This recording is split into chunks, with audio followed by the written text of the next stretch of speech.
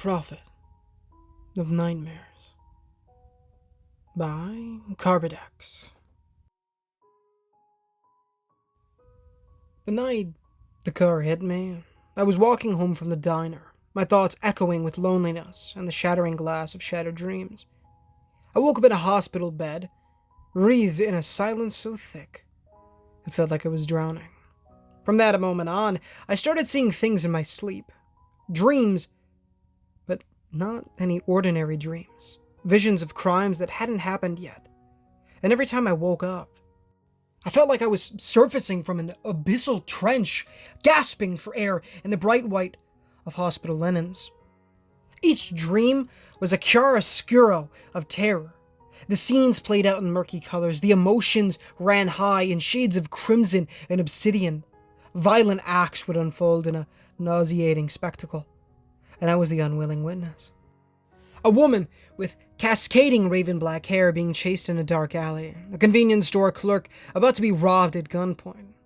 A hit and run, just around the corner from my home.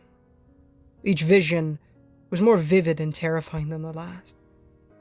At first, I thought these nightmares were side effects of the medications they were pumping into my veins. But the dreams didn't stop when I was discharged. I took my fragmented sleep and my shattered sanity home, trying to piece myself back together in the echoing silence of my apartment. I told my therapist about the dreams. Her brows knitted in concern. She suggested they were a subconscious manifestation of my trauma, assuring me they would cease with time. But they didn't. They got worse. The crimes I saw began materializing in the real world. News headlines echoed my nightmares, word for word, scene for scene. First, it was the woman from the alley, her photo flashing on the evening news. Local woman found dead in downtown alley. Police suspect foul play. A week later, it was a convenience store clerk. His store robbed. His life taken.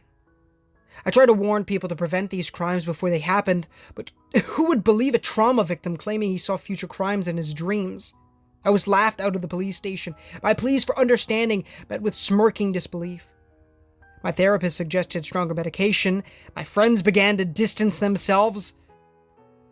I was alone, carrying a terrifying secret. One evening, as I sat alone in my apartment, bathed in the sickly glow of the TV, I fell asleep. This time, the dream was different. It was vivid, more real than any before. I saw a small boy with a shock of messy brown hair playing in a park under the watchful eyes of his mother.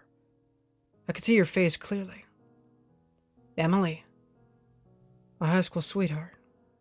I watched in paralyzing fear as a man approached them. His face was obscured, but I could sense his menacing intent.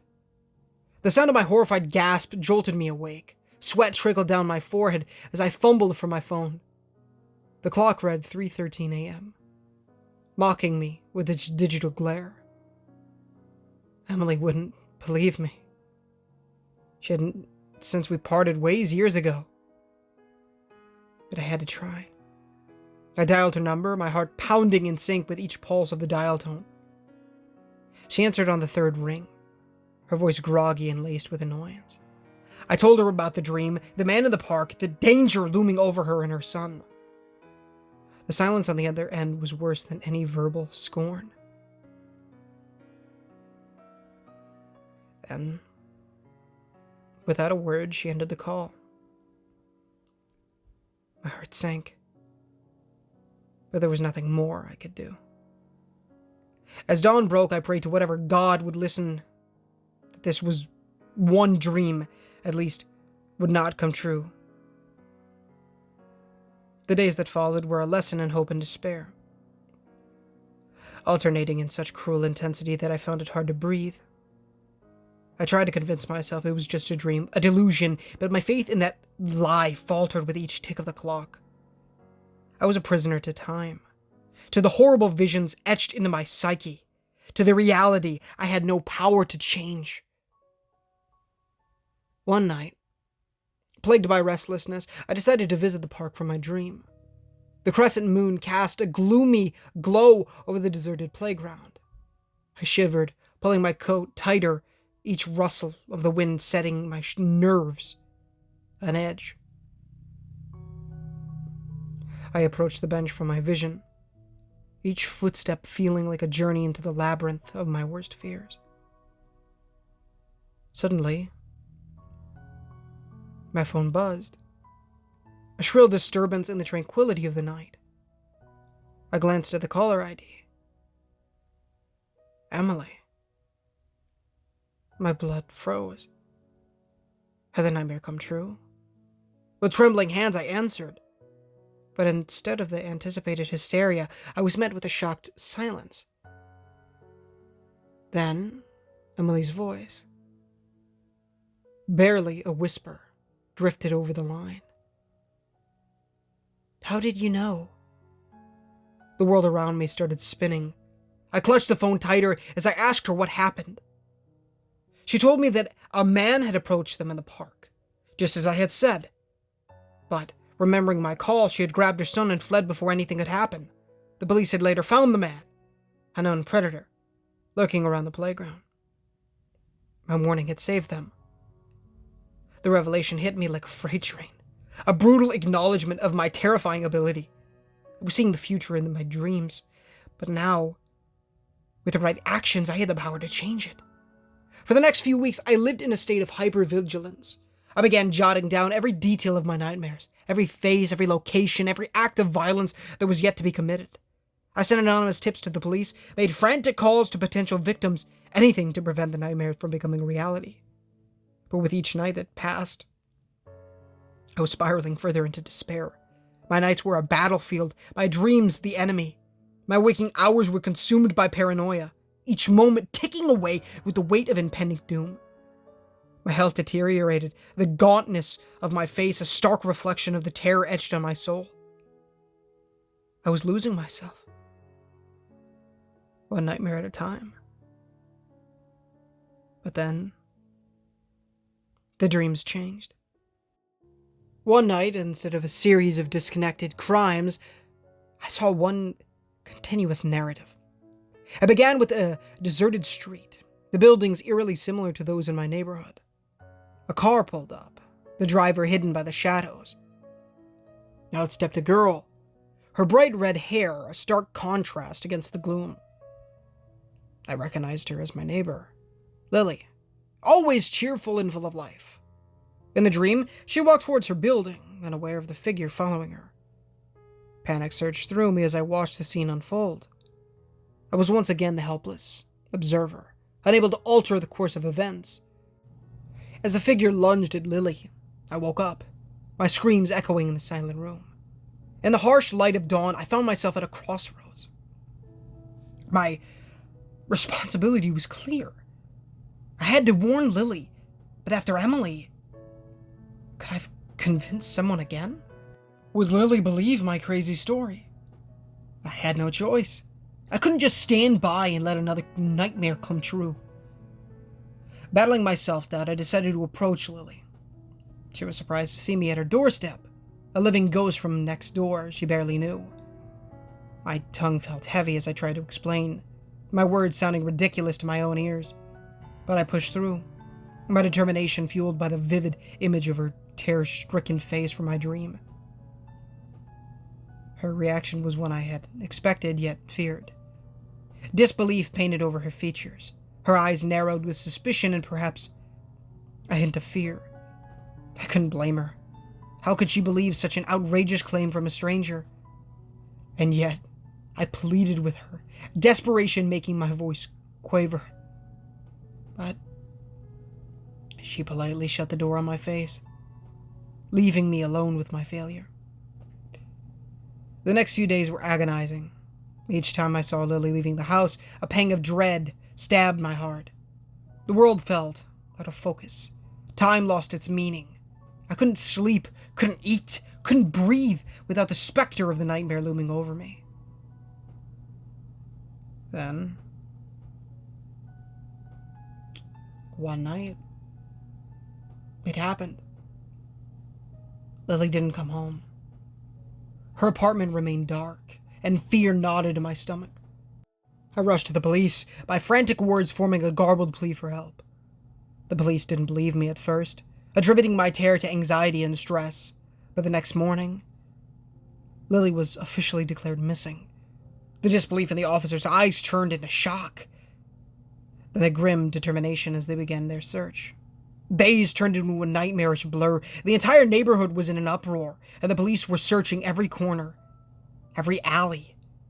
The dreams had stopped, and for once, I wished they would come back. Give me a clue, a way to find Lily. But I was left in the dark, a spectator in my own life. Then, one night, out of nowhere, a new vision flashed before my eyes. I was standing in an old warehouse, damp and dilapidated. There, on the cold concrete floor, lay Lily. Unconscious, her red hair spread around her like a halo. I woke up, gasping, my heart pounding in my chest. This was it. This was where she was.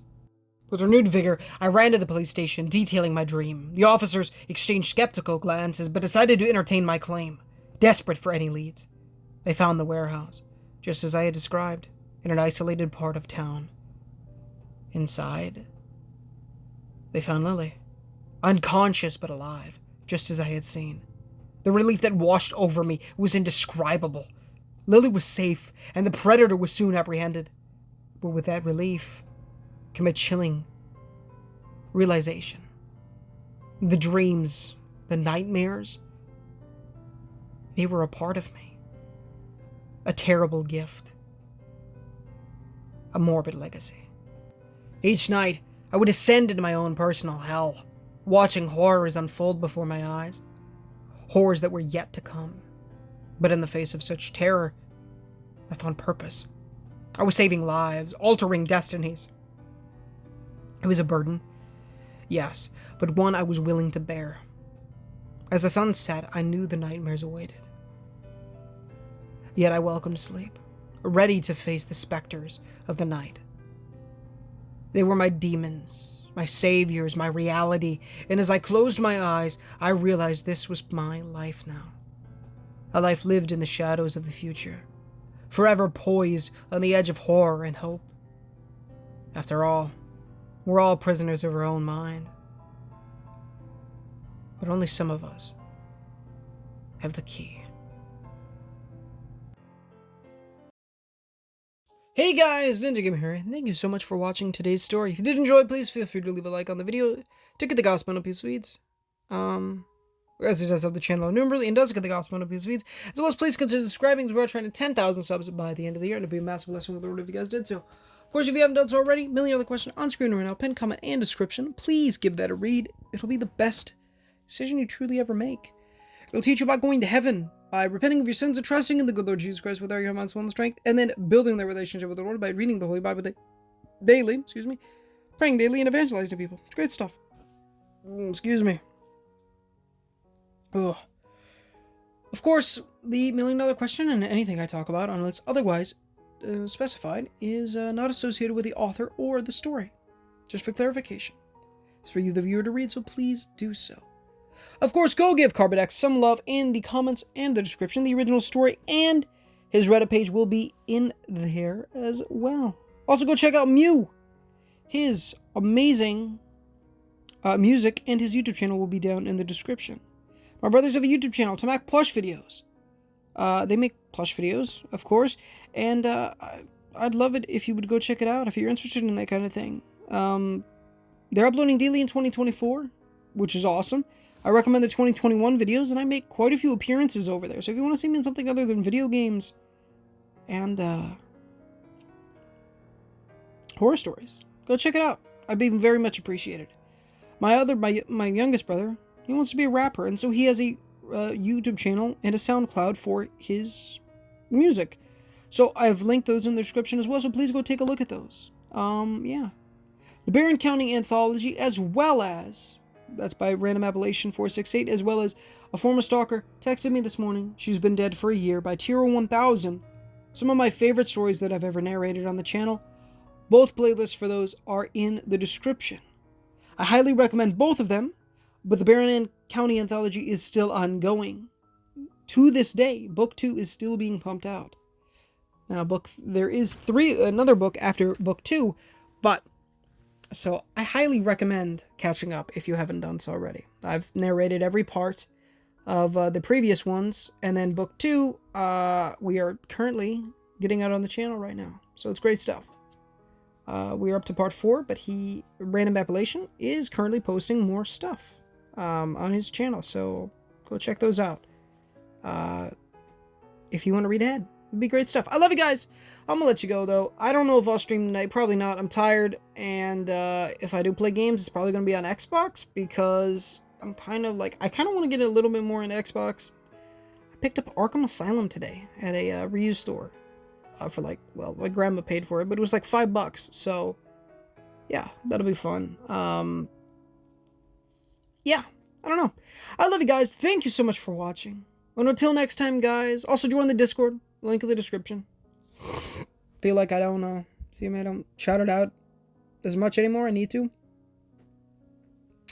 We need to get the GTA stuff done, though, so I need to do that definitely tomorrow. I really just need to get it done. I don't know. I love you guys. Thank you so much for watching. And until next time, guys, this is Ninja Gamer.